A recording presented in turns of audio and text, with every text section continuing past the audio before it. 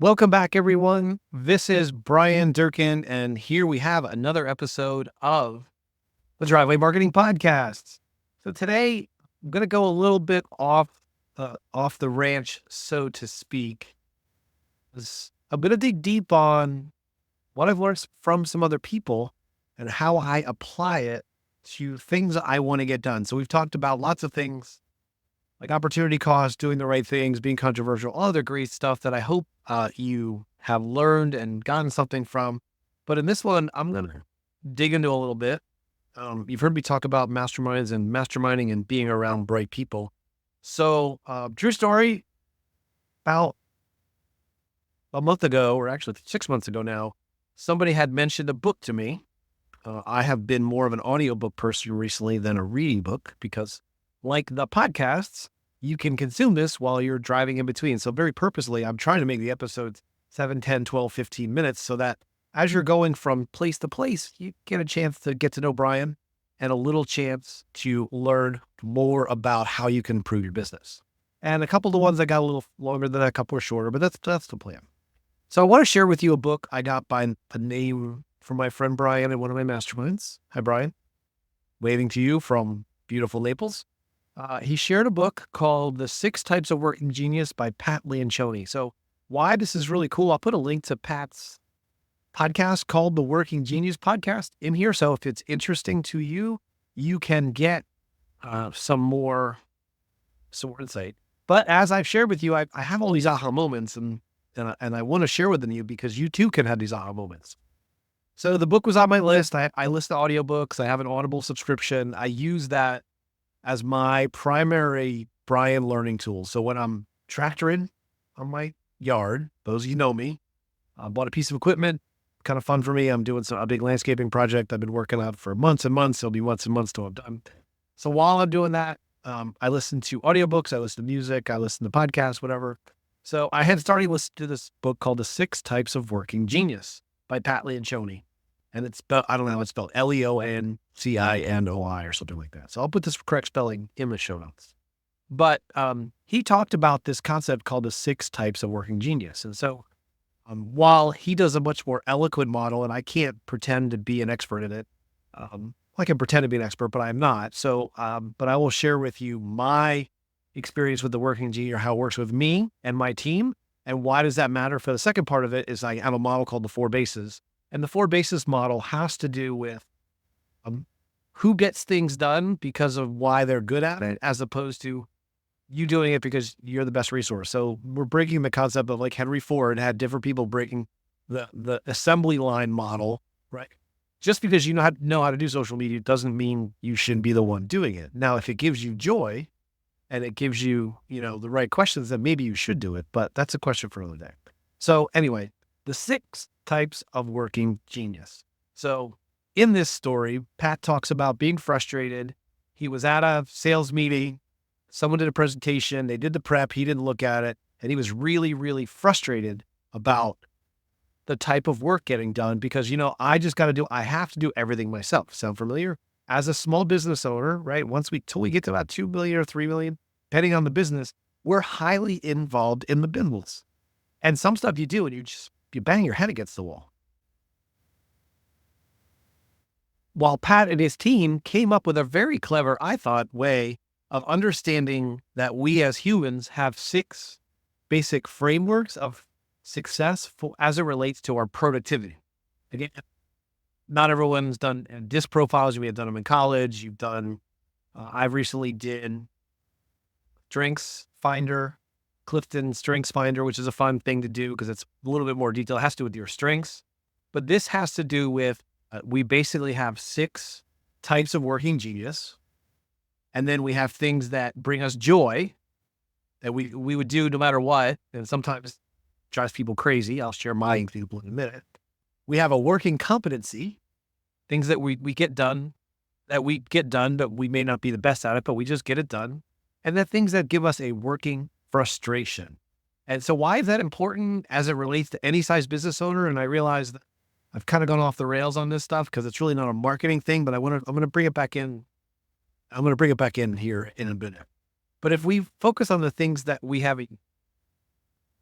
That genius can help us understand our relationship with our team, our customers, our spouses, our families, and then how would, obviously our working competencies are just, things we got to do to get the business. As business owners, we have to do everything, especially in the beginning. We do everything. We do sales, we do marketing. We're probably implementing. We're probably taking care of the trucks. We're doing marketing. We're hiring people. We're firing people. We're administering benefits. We're making payroll gets done. We're checking on vacation time, right? There's lots and lots and lots of things that we do. But if you kind of start to think about how you can start to build your business and understand what pisses you off and what brings you joy, it really changes things. I did this assessment. I'll share my results, and I had my team do it. I'm not going to share this result, but it provided me a really insightful thing, which I will share with you about how I need to go about my business. So if you think about there are 6 definitions, and I apologize for those that I'm going to use these, and these are my interpretations of what these geniuses are. Again, these are things that bring us joy, not that we're necessarily good at, and that's really clever. That's really a clever distinction. 1, we have a genius of wonder. We ask good questions. We're always looking for a better way, looking at the big picture. I wonder if I should buy another business, or I think about that. So those are questions we ask that are big picture questions. There's the genius of invention, which is one of me. We create and invent things to make the process better. We come up with new markets. We come up with new ideas. We're just all excited about that new project. And we want to do a closet system. Well, let's get a closet design and let's figure this all out. And the reality happens, and someone's going to do it. So those are inventors, and there's an important distinction. Sometimes we invent things even when it's not needed. I'm pointing to myself here if you can listen to this on this podcast. There's the genius of discernment, kind of an odd word, but work with me. They chose it for a reason, and they'll share, if you go to the Working Genius podcast, they dig into that word quite a bit. And then the idea about discernment is that you have this joy where you have really good intuition about and judgment about, that these ideas are good and bad, and that you see patterns as a part of your genius, not necessarily data, but you see patterns and you instinctively know that. The downside is that if people don't agree with you, you get kind of pissed off. That's why I know that, right? There's this genius of galvanizing, right? So someone in your world is always like gonna rally the troops. Let's get going. Hey, let's figure this out. Hey, this deadline's due Friday. All right, let me dig in and let me figure it out. They can see through the forest for the trees, and they know that we got to move this guy here, move this guy there, because they enjoy that. That brings them happiness. There's the genius of enablement. So they will take on the project, they will take it on, and they will never say no. There's someone in your life who doesn't say no, whether it's a church volunteer, a volunteer for your local sports program, kids' schools, work stuff, or leave. There's always someone in your world who say, yeah, I'll take that on. Sometimes they can't say no, and that's a bad thing. But again, it's what makes them happy, not necessarily what's best for the business. Again, that's an important distinction. And the last one is this idea of tenacity, this genius of tenacity. They always get it done. There's someone in your world, someone you've worked with in the past, maybe it's you. They're just going to grind it out and get it done because it gives them joy. Now, here's the interesting part of it, is that just because you're good at it doesn't mean you give it joy. As a business owner, there are things that we have to get done.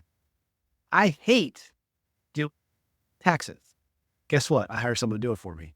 But there's lots of questions we need to ask in order to do that.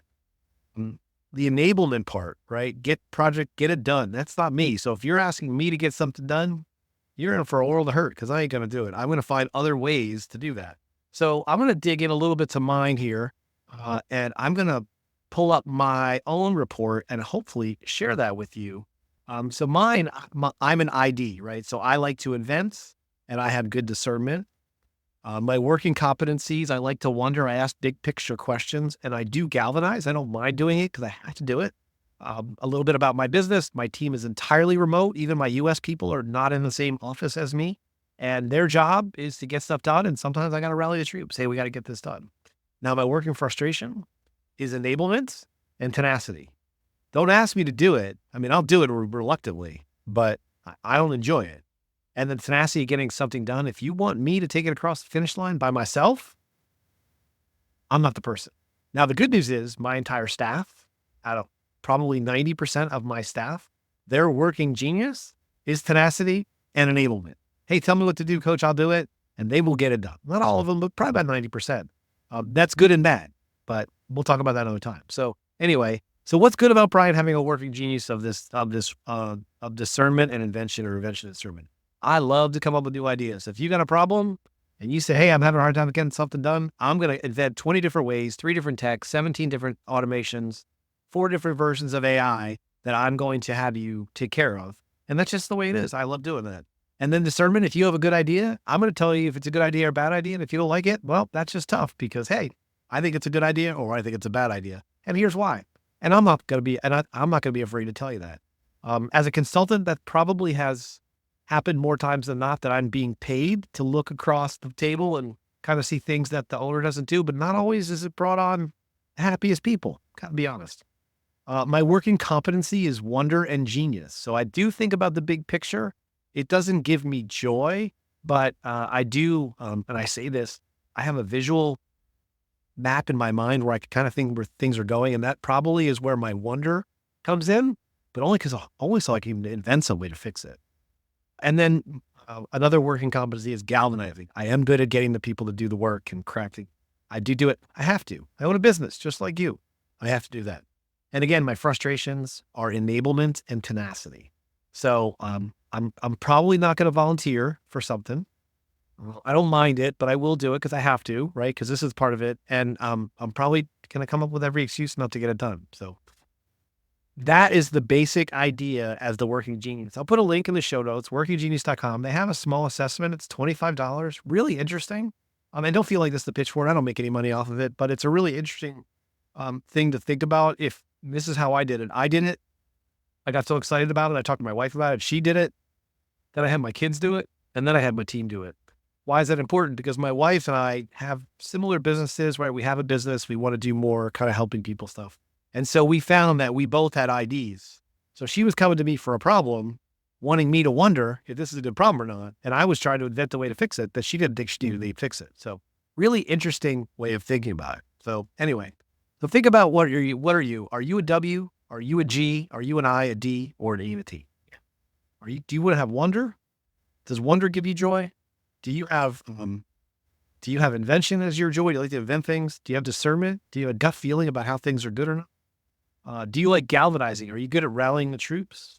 Do you want to enable people? Are you good at enabling and getting stuff done? You're going to volunteer every time for that project. And then do you have tenacity? Is tenacity is getting the checklist done, making you happy? I have a girl who works for me. Funny story. She told me as a kid, she loved writing the grocery list because she wanted to cross that grocery list off as they got them in the grocery store. So there you go. So all kinds of ways of thinking about that. So why does that matter? So I'm going to do a separate episode on it. It's going to be a video episode, so it's a little hard to talk about. But I created a 4 bases model that talks about getting stuff done. So if you think about the business of getting other people to do the work that you know is important, right? We talked about it in earlier episodes. I created this model. I borrowed it from somebody, so it's not my own. So I just came up with something, and I call it the 4 bases model. So I talk about singles, doubles, triples, and home runs, right? So if we look at our day, we look at what we're doing versus what we should be doing. So big picture stuff, is it a working genius or is it a tactical thing? So think about that. So if we think about what we should be doing and what are bringing high values to the business, I have something I call a single, things that have to get done every day, but you don't necessarily have to do it. And some people as entrepreneurs, we tend to go back to the things that we know we can accomplish, especially if you're a T or an E, because that makes you feel good that they got done. Hey, did we do the billing? Did we clean up the job site? Did we do this? Did we do that? Did we do social media? Are we doing that every day? So, and then my answer is, can someone that has less value do that for you? So again, single is a low value item. We call it a single. Some people call it a $10 item. So what are things in your business that are singles or small victories that get done that you don't necessarily have to do? And how many of those are you doing? Then there are doubles or $100 items. What are things that should be getting done that may not be getting done because they take more of your time as the CEO, owner, leader of the business to get done? Should you be focusing on going to more local networking meetings to create meaningful relationships, right? So that's a really high level concept of what may be a double. It's what you should be doing, but may not be doing because you're kind of caught in the day-to-day business of the call. The third item would be what I call a triple or $1,000 item. Things you absolutely strategically need to be doing in the business, whatever your working genius is, but you're not because you're probably maybe doing some doubles and you're probably doing some singles. Again, the small business owner, let's talk about podcast production. I come up with the ideas, I record the podcast. To me, that's a triple. That's a $1,000 item. I hope I create enough value for you that this is worth money to you. But a double would be, where should this be published? And a single should be, hey, going through and actually doing the podcast production, doing the edits, pulling the social media notes out, doing the score, doing the blog post about it, sending out the email to my lists, posting the social media notes, and doing clips. Really? I shouldn't. I know they need to be done. I can do them. I'm not the one that needs to do it. So that's an example of that. Really a home run, or really one of those big items that you may do monthly, quarterly, yearly, that you absolutely should be doing, but you don't have the time to do because you may be doing some of these triples or $1,000 items. You're probably doing some double items or $100 items, and you're absolutely doing these singles, $10 items. There's a lot of great books by Dan Martell, Dan Sullivan, and Ben Hardy that talk about the who's and not the how's and other ways to do it. So the idea behind this is that once you identify these singles, doubles, triples, and home runs as things that should be getting done and that you're doing, and in the download, you'll see that there's a PDF I'll give you, and you can just download it, fold it up, and write stuff down and understand. And you'll see that your entire list is probably shifted to the left and not to the right. The video will make more sense. I'll put a YouTube video for that. And you'll learn more about how to actually do. So again, I'm kind of tying this together. I apologize for the 4 bases model not being as in depth as I need to be. I need to take you guys offline. That's a 30 to 40 minute conversation. But I want you to introduce you doing, finding ways to work on what you bring you joy and stay away from things that frustrate you. I have lots of frustrations. Not getting stuff on time frustrates the crap out of me, especially as it relates to our clients. But if I have a galvanizer, I can lean on him going, hey, can you make sure this gets done? I still have operational needs in the business. So I can focus on the big picture things and then invent ways on how to get it done so that my team can do it and not me. And we can still help our clients get more triples and home runs, but they don't necessarily have to be responsible for the singles and the doubles. Get how that works? There is a method to the madness. I did invent it. I did wonder about it, but I certainly am not the one that I'm going to implement it. So anyway, hopefully this was helpful. This is a big idea podcast, and I certainly hope that it has served you well, and I look forward to having you on the next episode. See you guys.